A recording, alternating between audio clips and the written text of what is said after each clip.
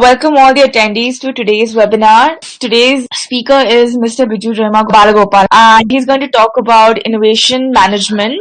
So today we'll be going to discuss about innovation management as a future career. That's the topic for today. So let me start with a quick introduction of myself.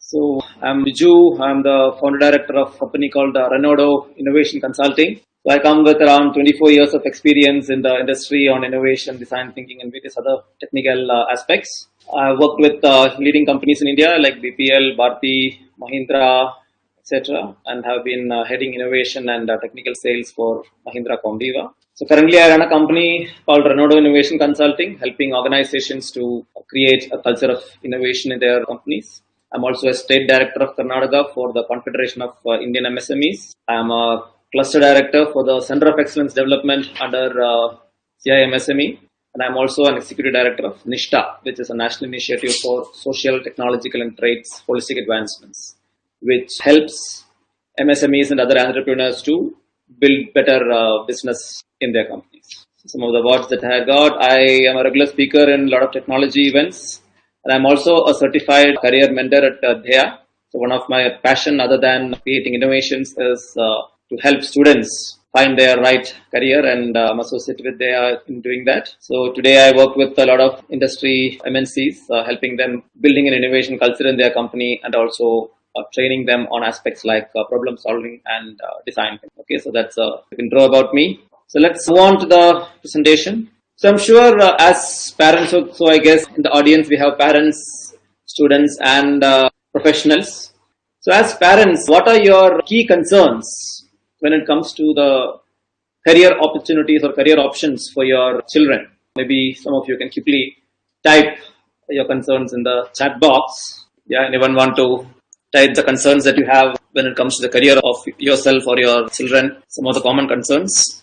Okay, so let's move on. So as parents, we are always concerned about the best career option for our children, right? So we have a lot of questions when it comes to career options. What are the best options available? Whatever career my children choose, are they futuristic jobs? Is there a possibility of growth in that particular career? How well paid that job is?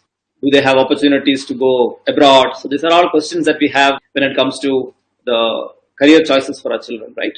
So before we move on, I'm sure you know about a lot of jobs and a lot of careers which are available. I just wanted to start a quick poll and take an opinion from you. So can you see a poll on the screen?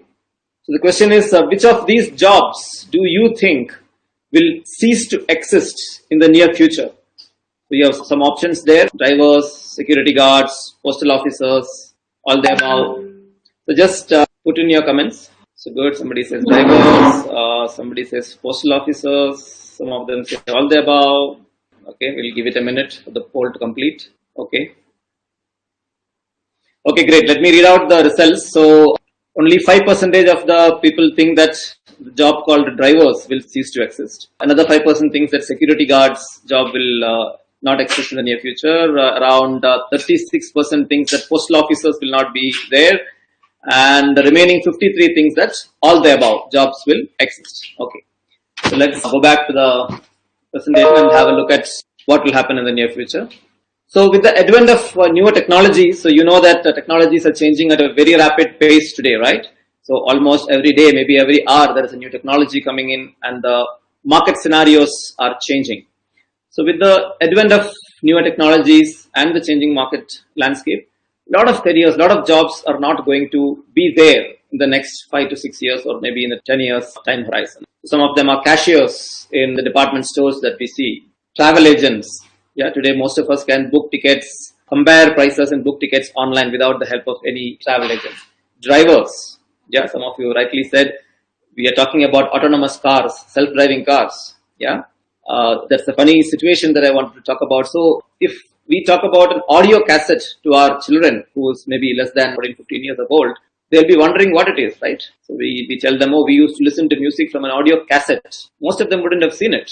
Yeah, the question will be, hey, didn't you guys have the iTunes and the iPods to listen to music? Yeah, so they haven't seen it. Similarly, maybe the later generation or probably our grandchildren will obviously are going to ask us, who are drivers? Why does a car or a vehicle need a driver? Can't it drive itself? That's the reality that we are looking into. A lot of other jobs, telemarketers, postal officers. The World Economic Forum says that CAs and lawyers will not exist after a while. They will be replaced by AI, is the prediction. But there's nothing to worry about, because when technology changes, while a lot of businesses, a lot of careers become non-existent, it also opens up a lot of opportunities for people who are looking for jobs, right? So you today hear about artificial intelligence, robotics, drones and related technologies, 3D printing, AR, VR, and many more, right? So though many industries will become non-existent, some of them will survive.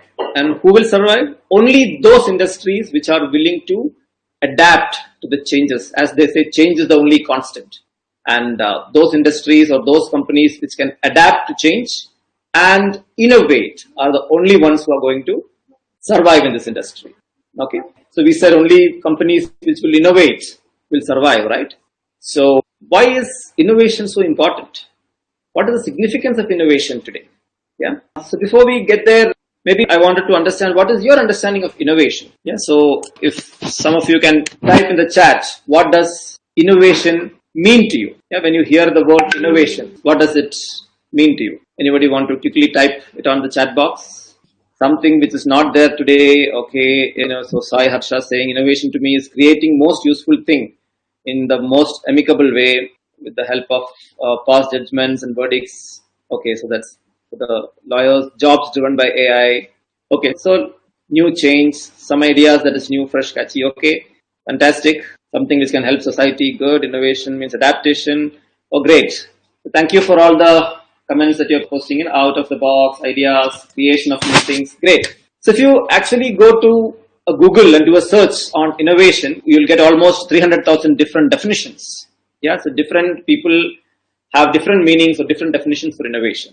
So let us look at why it's important today. Okay. So if you look at statistics of the last 10 to 12 years, more than 52% of the Fortune 500 companies have shut down or they have lost their market position. Yeah, the leadership position in the market. I hope you understand what are Fortune 500 companies, right? Fortune magazine in US, they publish the list of top 500 companies in the world.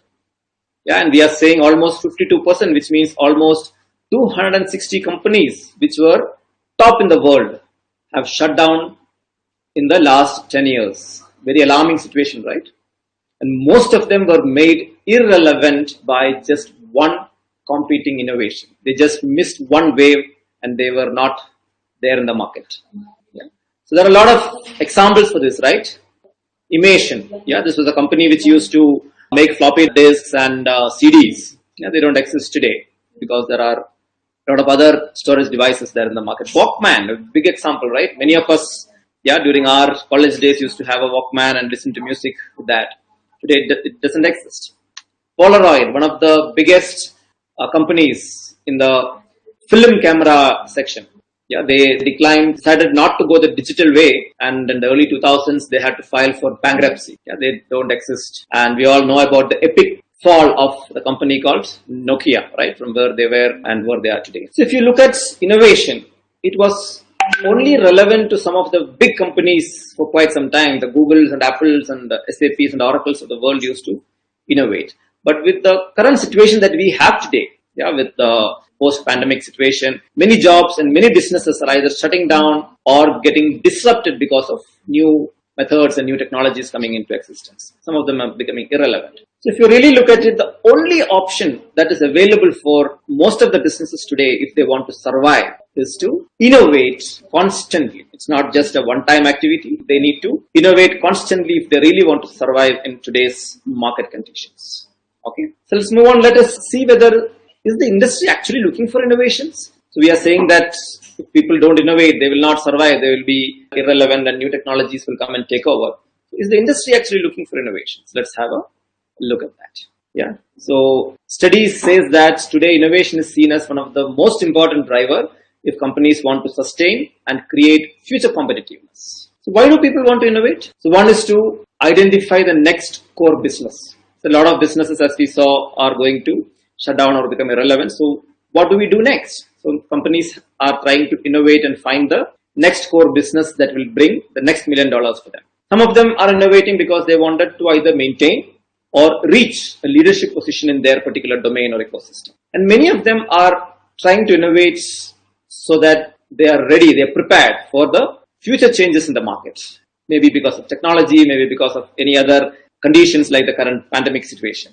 Right? Let me give you an example. The security agencies, the security companies, G4S and other security agencies, right? You see security guards posted in front of your apartment or offices and ATMs and wherever. If you closely look at the companies which are providing these security services, the big ones, Peregrine, SIS, Terrier, modern security services, in the last 12 to 18 months, all of them are either the big ones, are either building a technology company under their name or they are acquiring technology companies, especially companies which are working on e-surveillance, video analytics, IoT and things like that. Why is a security company whose job is to provide manpower to buildings and offices acquiring technology companies? What's wrong with it? They have all realized that manned security guards is going to become history in possibly the next 5 to 6 years. Everybody is moving into e-surveillance, AI-based e-security and things like that. So I have a customer, I cannot name them because of my non-disclosure agreements with them. One of my customers who is a bank, based out of South India, they have 1,600 ATMs pan India. They have decided to move into complete e-surveillance and e-security. And they did that last year and this year statistics say that their thefts in their ATMs have reduced by 60%.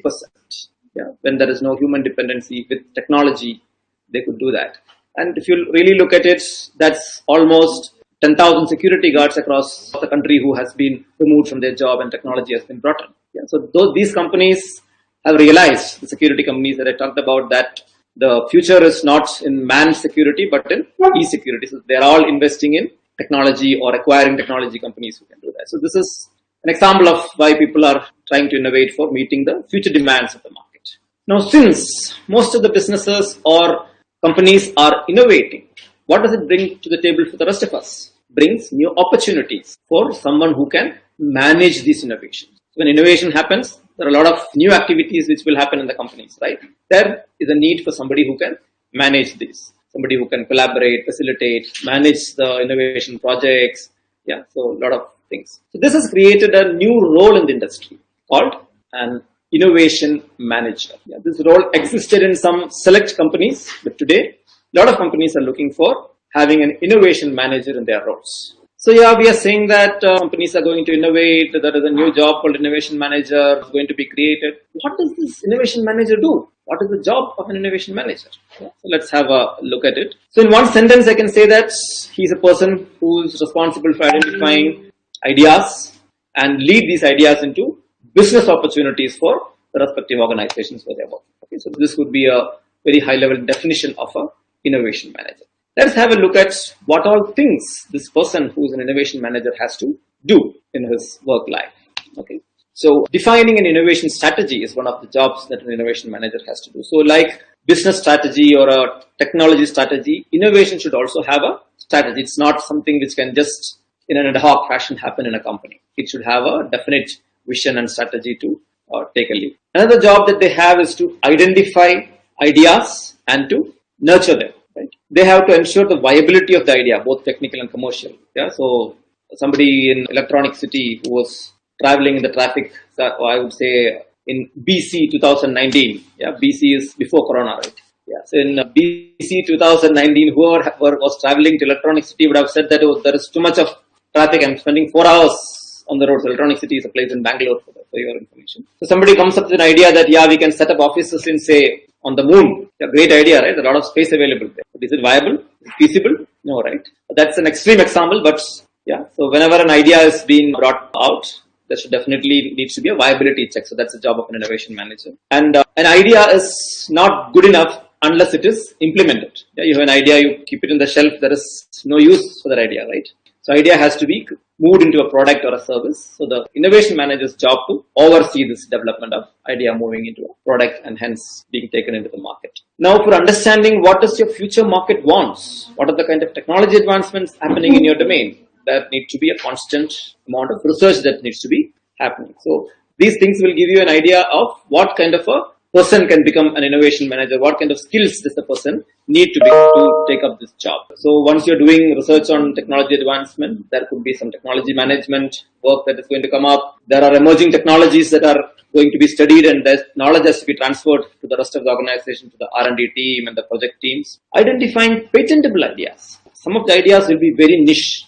Companies can go ahead and file a patent for those ideas because it's very niche and nobody has ever thought about it. Why is it important? If you have IP or intellectual property in the company, that adds a lot of value to the company and also to the people who are involved in creating those patents. So it is the job of innovation manager to drive that. Driving something called entrepreneurship. So you would have heard of entrepreneurship, right? So entrepreneurship is something which happens inside an organization. So if you look at very big companies, they will have a lot of legacies and a lot of red tape in the organization, a lot of approvals required for even for doing small things. So a new idea cannot be nurtured in that kind of a situation. So a lot of companies go and do something called an intrapreneurship, where they create a startup-like environment within the organization so that ideas can be taken and worked upon in a very nimble-footed fashion and taken to market. So ultimately, the job of an innovation manager is to create a culture of innovation in the organization. So unless the organization or the innovation runs in the veins of the employees, the organization cannot be called as an innovative organization. It should become a culture or part of the organization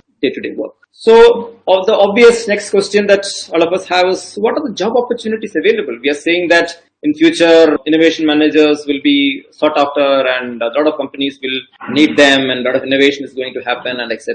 So let us look at what kind of job opportunities exist for this kind of a job. So if you do a quick Google search, you can find that, or if you go to some of the job sites, the leading job sites that we have in India, we can see that as we talk, there are more than 1 lakh of job opportunities available for this particular job, for the innovation manager's job. And fortunately or unfortunately, the number of people who are actually trained and available for doing this job is much less, maybe 10-20,000 people. So there is a huge demand and a very less supply that is there in today's situation. So these are some of the companies that I've listed here who are looking for innovation managers. That's Standard Chartered Bank, Pi Global, CTS, Tata Teleservices, and much more. So what are the industries that are actively looking for innovation managers? The automotive industry, they are struggling today, right? So they all want to innovate. Obviously, the technology companies, IT, telecom kind of companies, pharma companies, healthcare industry, biotechnology, banking. So banking is also in trouble, with the invent of e-wallets and other things. They are also looking for innovation. The fintech companies, insurance companies, there are a multitude of industries who are actually running around trying to find capable innovation managers who can drive the innovation that is happening in their organizations. So there's a lot of interesting job titles that these companies are giving for to an innovation manager: innovation consultant, change agent, innovation catalyst, strategist, venture builder. So these are all jobs that are available for an innovation management, building a career around. So as parents, you will always be thinking of what kind of a course should my children study so that they can get into this much sought after innovation manager's job. So there are bachelor's and PG diplomas and master's courses available for innovation management. And some of the institutes in India who are offering this innovation management as a course, there are very less number of them. So most of them who are giving entrepreneurship based courses, they have started offering innovation management also. So XLRI in Jamshedpur, the EDI in Gandhinagar, SP Jain Institute in Mumbai, and NMIMS in Mumbai. All these are organized institutions who are giving innovation management courses to students. NMIMS also have a distance education. So if you don't have to travel to Mumbai, if you're not in Mumbai, you can learn the same course by sitting at anywhere else in India. There are also a lot of organizations, a lot of institutions outside India who are giving innovation management as a course, and many of them are offering this as a distance education. So sitting in India, you can probably apply for these courses and take up these courses. IRAMAS, HEC in Paris, the London School of Economics, LSE, University of Sussex, Virginia University. There are a couple of good universities in Sweden who offer courses in innovation management. There are also online education available today. So Stanford University has an online course. Emeritus has an online course. It's a 9-month course in innovation management and design. So these are all potential avenues where you can find courses to study for becoming an innovation management expert. Now let us also look at what kind of skills are required for an innovation manager. So one is definitely technical skills, because you either need to develop solutions or monitor them, right? They should have some amount of knowledge about organizational development, because they will be creating a culture of innovation we talked about, right? So that requires a lot of organizational changes to be brought in. Some basic legal knowledge of patents will definitely help so that they can identify patents, guide the rest of the organization as to how do you go and create intellectual property. Obviously, innovation methods and creativity. So an example of innovation method is design thinking. There are other methods. So they should have a knowledge about that so that they can drive the organization into creating innovation. Some amount of project management skills because they have to handhold various innovation projects. We can also look at what kind of personality traits or abilities this kind of job require. Inherent abilities for becoming an innovation manager. One is strong interpersonal skills. Why? Because there is a lot of collaboration between various departments that an innovation manager has to manage. They should have excellent analytical abilities, risk-taking abilities. Innovation is all about taking risks and doing experiments. They should be quick learners because they are supposed to do research on various technologies and understand the future market and things like that. Patient, good observation skills, extremely good listeners. Somebody is coming to you with an idea, and if you want to really listen to that idea and understand the potential of it, you need to be a good listener. So these are some of the inherent abilities that a person should have to take up this kind of a job. Now, is it only a job that you can do as an innovation manager? Not exactly. So of course we talked about a lot of job opportunities out there and demand being much more than supply and things like that. But there is a huge scope for being an entrepreneur, being a freelancer or an entrepreneur in the innovation management space. Let's see why is that important. So if you look at the number of independent innovation consultants who are there in the market today, the numbers are rising. And there is a big demand for them from organizations also. Let's see why that situation is there. So one is, if you are part of an organization, you generally have that gene in you. And when you look at problems, when you look at new innovations, you will always have a closed view which is relevant to that particular organization. So most of the organizations want to get an outside-in view on innovation. So outside knowledge can be brought in. Again, as we mentioned, there's a lot of lack of resources to have a big internal team who can drive innovation. So a lot of people look at external organizations to help them with that. To bring in consolidated knowledge and best practices from different verticals. This is very important. So I'll take my example. I work with almost 30 to 40 companies today, which are spread across 14 different industry verticals. I work with insurance companies, I work with banks, I work with retail companies like Walmart, I work with travel companies, I work with mobile operators, other telecom companies, IT companies. So even though I am a telecom professional from my previous jobs, I today have a very good understanding of how a retail industry works, how a banking industry works and things like that. And I can definitely bring that knowledge and the best practices of these industries into different verticals. So I can look at how a manufacturing industry is innovating and probably can bring in some practices which are adopted there into a banking industry. So that is one of the advantages of looking at an external person to come and do innovation management for your company. So that is why entrepreneurship in innovation management is pretty relevant and it's right. So as I said, market is right for entrepreneurship in innovation management. So what is in it for the innovation manager? What does he get? The industry has a lot of advantages that we talked about. So as an innovation manager, what I get is I get a varied industry exposure. As I said, I personally work across 14 different industry verticals. Better freedom to experiment. Since you have more knowledge about how different industries work, you can have more freedom to experiment and have obviously better growth prospects for you as a person. So these are some of the good things of building an entrepreneurship career, in innovation management instead of doing a job in some of the companies. So what is the future of innovation management? So we talked about most of the companies going to move into an innovative mode and doing a lot of innovation, and hence there is a demand for innovation managers. So this picture is taken from a white paper that was written by Arthur D. Little. It's called The Future of Innovation Management in the Next 10 Years. So according to him, these are the things that are going to happen in the innovation space in the next 10 years. Various different kind of innovations that companies will be getting into. Customer-based innovation, integrated innovation, frugal innovation, the jugaad that we talk about. So if you really look at the speed at which the technology changes today. We talked about it in the beginning. We said almost new technology comes up every day, and a lot of technologies become irrelevant.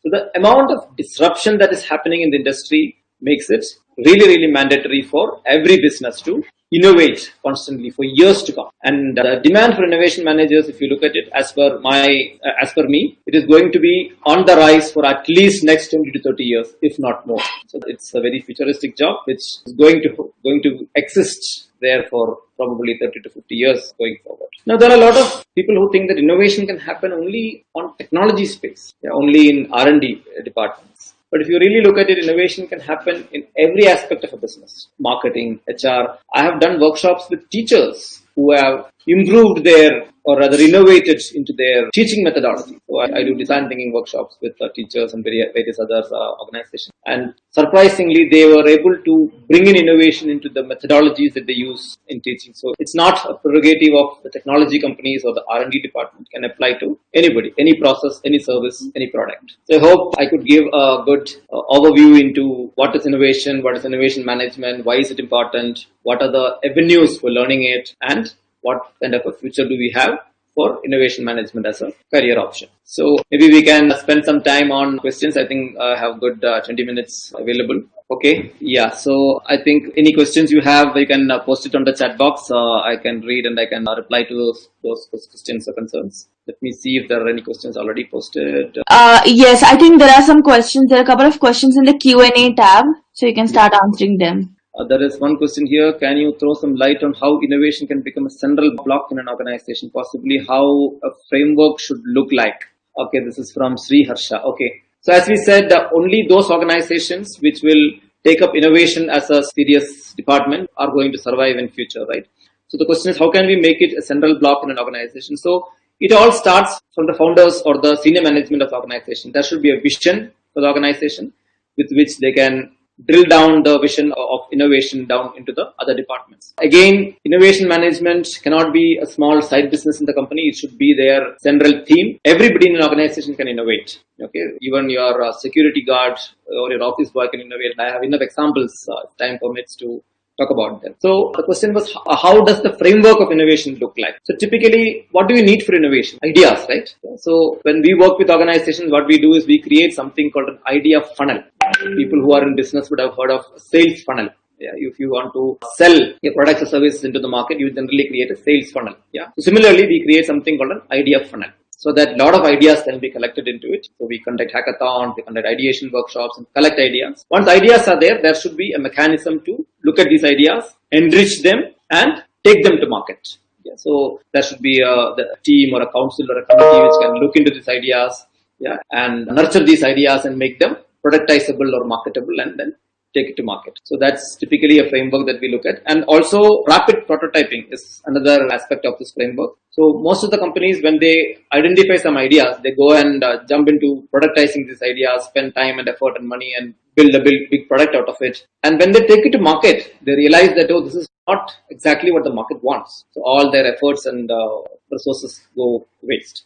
So what we tell companies is to always go with something called rapid prototyping.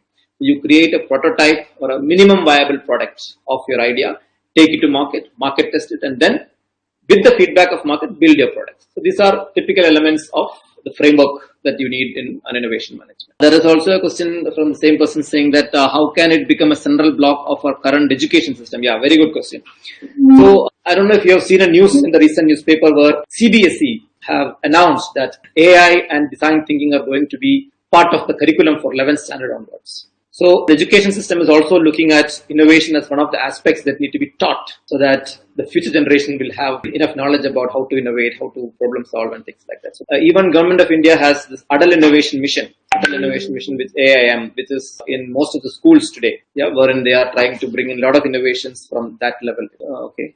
So another question is, how do we see the maturity of innovation management in services versus products organizations? Okay, good. So if you look at today, most of the companies who are jumping into the innovation bandwagon are product companies. Service companies have not yet created a maturity, or they have not yet become mature enough, in my observation, to bring in innovation management. Though some of them are taking baby steps, there is a long way to go. So today, product organizations are the ones who are actually taking up innovation. Service industries, as I said, banks and others are slowly getting into it.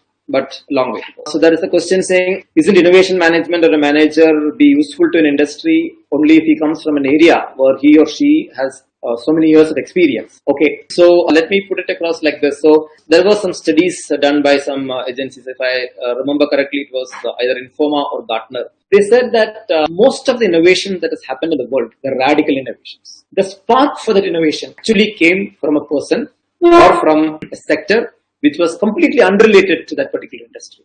Yeah? So many times the out of the box thinking comes from somebody who does not know that technology or that industry. That's a reality. Again, innovation manager's job is not to innovate actually. His job is to manage the process of innovation in the organization. So even if if he or she has enough technical expertise in that particular area, well and good, but it's not mandatory. Let me go into the Q&A section. Okay, innovations are ongoing for generations in this world. So why there is a need for formal courses in innovation? So if you look at innovations that are happening in the world, of course, I agree that it has been going on for ages, but they are in smaller pockets if you really look at how the industry works. Yeah, so we're talking about career options, right? You learn something and get a job or a career in that particular area. So if you remember the first slide, we said 52% of Fortune 500 companies have shut shop because some innovation came and they became irrelevant. World's leading 200 companies has to shut shop because they couldn't innovate, and that really tells us what is the need, what is the importance of having innovation in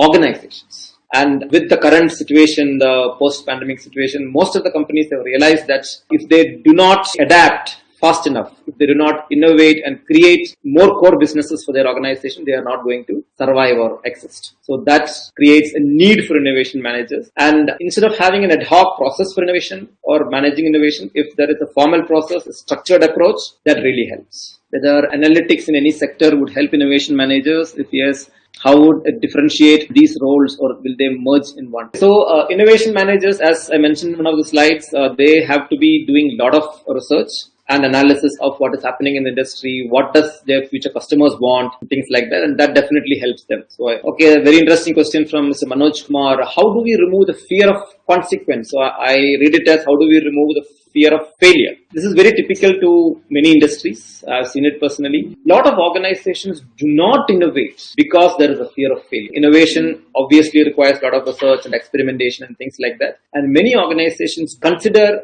failure as something bad, and that becomes a roadblock for innovation. Yeah, so the senior management or the founders of the organization has to realize that failures are part of the innovation journey, and they should allow their employees or teams to fail and fail fast. That's possibly the only way to remove that fear of failure and take innovation to the next step. Okay, so there's a question saying, if you say legal profession will become irrelevant in the future, will there be a need to remodel the profession? So let me talk about why we are saying the legal profession will become irrelevant. So there is a lot of study which is being done, and there are forecasts which are made saying that lawyers, especially corporate lawyers, will get replaced by AI and knowledge management systems. So what does corporate lawyers do today? So they, of course, they understand various different corporate laws and give suggestions on various different contracts and M&As and things like that to the organization. So the study that has been done by World Economic Forum and other similar forums, they say that most of these corporate lawyers will get replaced by knowledge management systems and AI. So today, let me give you an example. There was a time when if you want to draft an NDA, a non-disclosure agreement between two entities, I'm trying to do business with somebody, I'm a vendor, there is a customer, I always sign an NDA. And it used to go to the legal department, they'll draft the NDA, or the department which needs an NDA will draft it, the legal department will vet it. Today, if you look at it, I go to Google and search NDA template for this business or this kind of vendor. I get around 20 or 30,000 different NDA templates. I can just choose from one. I don't even have to go to a corporate lawyer to actually get an NDA template. So slowly there are knowledge management systems and AI systems which are coming, which probably will replace it. This is what industry study says. So yes, there is a requirement to remodel that profession. So we need to figure out how else can a corporate lawyer be relevant in today's organizations. Girish has a question, without being an innovation manager, how to bring innovation in a company? That again depends on the team that is running innovation in the company. the vision or strategy that the organization builds. Typically, we need somebody to handhold this innovation. So that's what an innovation manager does. So I'm assuming this is a mid-career person who is looking at being an innovation manager. So without learning from a course or a college about innovation management, how can you do it? So that's one way is from your experience. You do a lot of trial and error. You learn from your mistakes and become a person who can manage innovations in an organization. Or learn from some expert, get first 3 months or first 6 months, get some expertise from outside, look at organizations which do innovation management, create the initial process and then take it from there and you can run the rest of the innovation processes in the company. Okay, so there's a question from Bindu which says innovation in different fields are different. Then how can it be taught in a common platform? Will it become only abstract in nature? So there was a related question earlier which says, doesn't an innovation manager have enough knowledge in that area?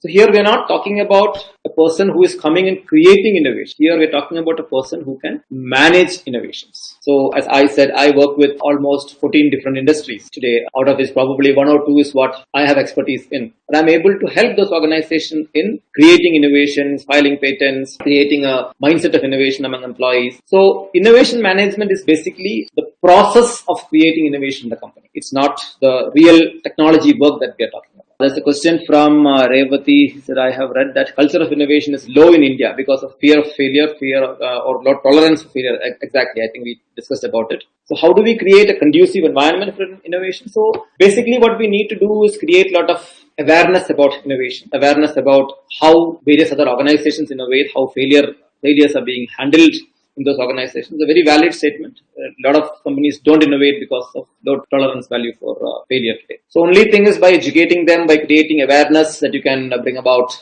a change in the industry. So somebody says, my son is pursuing B mechanical. How can he pursue higher studies in innovation in a mechanical based industry? So innovation management is not industry specific. It's more of a process, as I said. So after his B mechanical, he can definitely go for higher studies, the PG diploma or innovation management. And his knowledge in mechanical engineering will definitely help him to relate what he learns in that to the mechanical industry. How is the response for Indian market for this field? Okay, good question. So a lot of companies in IT and telecom and in the pharma and healthcare, these are few industries where I've seen there is a good response for innovation and design thinking kind of aspects. Of late, I'm seeing the automotive industry and the banking industry coming forward to embrace innovation. So probably they have figured out that without innovating and finding new ways to reach out to the customers or to serve the customers, their survival is going to be difficult. So these are few industries which I'm aware of who's responding to the innovation and other aspects. Somebody says, what kind of innovations can we bring into textile sector? The sector is in dress. The industry is becoming obsolete in various developed countries. It's true. We will have to look deeper into that industry and do a lot of brainstorming to find out what else can this sector do or what kind of diversions can they take. Okay, so somebody has a very interesting question here. It's Vishnu. Do you think innovation job posts in the industry will remain permanent, or once all processes are innovated, then used resources will not be useful for the organization? It's like this. Okay. As I said in one of the slides, innovation cannot be a one-time activity. If companies has to survive today, they have to innovate constantly every other day. So we can see that the advancement in technology is happening at a very, very fast pace. What was relevant yesterday is not relevant. So if the organization doesn't adapt, doesn't change according to the pace at which the technology changes, they are not going to survive in the industry. Secondly, the demands of the user is again changing in a much, much faster rate. The users or the customers, consumers are very well informed today. There are multiple avenues. See, let me take an example to answer that question. Vehicle insurance. Let me take an example of vehicle insurance. So there was a time when an insurance agent used to call you saying that, sir, your insurance is expiring. Can I come and take your documents and renew your insurance? So they come home, they inspect your vehicle, they take your documents, go back, process it. Today, I can sit at my desk and renew my insurance. And there used to be multiple agents calling me earlier, maybe 5 years, 6 years earlier, who used to give me a lot of offers saying, oh, that insurance company is charging you 17,000, I will give it at 15,000 and things like that. Today, I don't need it. I go to the policy bazaar or insurance bazaar or whatever and compare various insurance policies. There are enough documents available to tell me that how do I reduce my insurance premium? What if my car is in 5th year, then what is the depreciation value? Everything is available there. So last 3 years, I have been renewing my insurance online. So the companies which do not have an online insurance renewal provision, they're losing out, right? So maybe Few years down the line, vehicle insurance will become completely irrelevant. If you are going to have self-driven cars and AI-driven connected cars and things like that, maybe road accidents will not be there. We don't know, right? Why do you need vehicle insurance? What will these companies who are offering vehicle insurance do? They have to innovate and find something else, some other service. The cycle goes on. It doesn't stop. So only organizations who innovate constantly will survive is what I would like to say. Jugaad is tolerated and sometimes used as a substitute for innovation. How do you relate? Okay, good question. So I would say Jugaad is actually a short-term solution for some problem that you are having at hand. If you really want to have a long-term solution and have some sustainability to your solution, then you definitely need to do formal innovation. So Jugaads definitely help in quick problem solving, but I would call it a stopgap arrangement. Okay, somebody says innovation management will compete with product development and add to cost. So let me put it like this. Who will feed information into product development? The product development's job is typically to understand the requirements of the customer and develop or create that product. The innovation manager's job is to look at what is that your future customers want, based on, not because they're told that I want this, based on technological advancements, based on where the market is moving. Innovation manager should be in a position to advise your customers, saying that this is how your future looks like and these are the products or services that you will need in the later on. So it actually aids to product development. From a cost perspective, yes, a new job coming into the organization, there should be some amount of cost, but I'm sure the value that an innovation process or an innovation manager adds to the organization will definitely counter the cost that is going to be incurred because of the new job that is created. There is a question saying, is innovation the only need for this time? Because I think invention is also important for this generation. Okay, so innovation actually aids inventions. Yeah, so innovation is all about the process of identifying an idea and taking it into a product and taking it to market. So it aids invention. Somebody is asking, how can we develop ideas? Okay, there are different methodologies that companies adopt for bringing in ideas to the foray. So for example, so my company Renewal, for example, how do we create ideas when we go and do ideation workshops or hackathons or innovation consulting in companies? So we typically conduct a lot of workshops, either around a particular challenge or around a particular theme. And we help the participants to understand how do you define a problem, how do you empathize with your customers, how do you define a problem. And once problem is defined, what are the methodologies to brainstorm and come up with solutions or other ideas to solve that problem. So there are various methods and structured approach which can be implemented to develop ideas. Okay, so an innovation expert will definitely be able to help organizations to create ideas for their future market. Commercializing innovation is a very big challenge. Success would be an important metric for innovation. How many companies have the patience for innovation? Yeah, this is a very true statement. So I used to work with some of the companies where the CFOs used to come and trouble the innovation team, saying that where is the ROI? Where is the return on investment? We have spent money for you to run an innovation center and things like that. And so one aspect is, how do you create a measurement for innovation? Some of the organizations look at measuring innovation based on the revenue that new innovations has brought into the company. Some of them look at it as patents that has been filed because of the new innovation, because patent or the IP adds value to the organization. So depending on how you decide to measure innovation, that will decide the success factors. Do you experience innovation and disruption in government entities and PSUs, or is innovation limited to private companies at the moment? I'm seeing a lot of initiatives coming from the government today. So the government of India has launched an innovation portal. This was, I think, less than a month back. I'm not able to recollect the URL for that, but yeah, you can go and search for it. They are actually creating an innovation portal where they are looking for a lot of ideas for the various challenges that is being faced by the industry and by the MSMEs and by the society in general.